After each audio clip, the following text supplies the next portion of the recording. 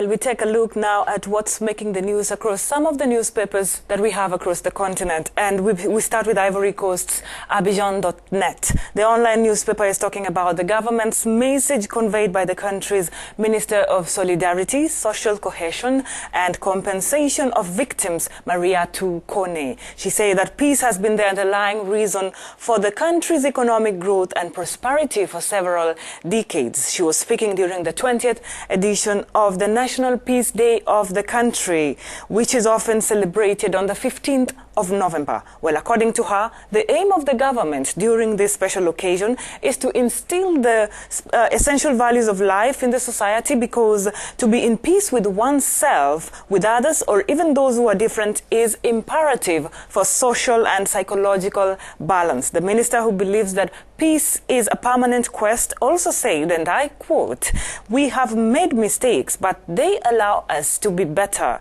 to better appreciate the value of peace, which is essential to development."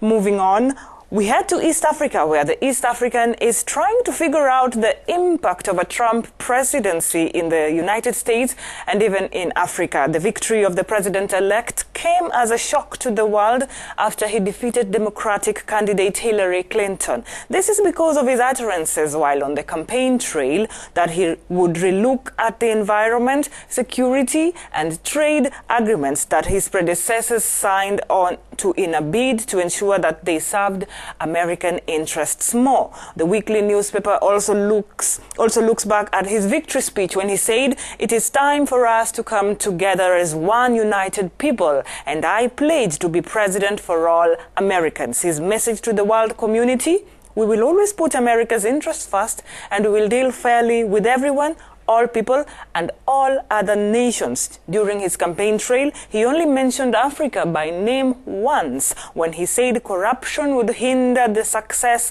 of the $7 billion Power Africa project launched by President Barack Obama 2 years ago.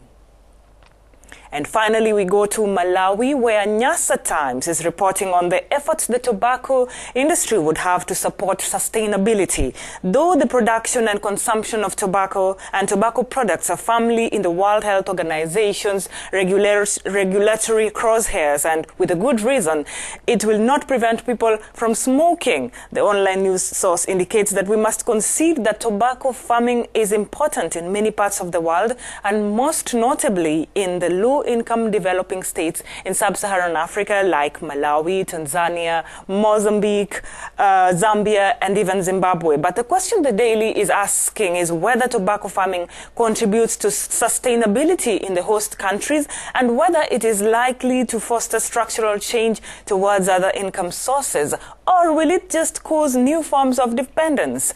The United Nations Sustainable Development Goals targets the end of poverty and hunger and improving health and education, gender equality, clean water and sanitation, as well as energy security. The paper says all this can be achieved within the tobacco sector. The tobacco industry has a role to play, as they can offer compensation for the weak institutional environment in some states by providing institutions that enable farmers and workers receive a fair price and wages, enabling them to send their children to school, to afford access to health services, and to supplies of energy and water. Back to you, Stefan.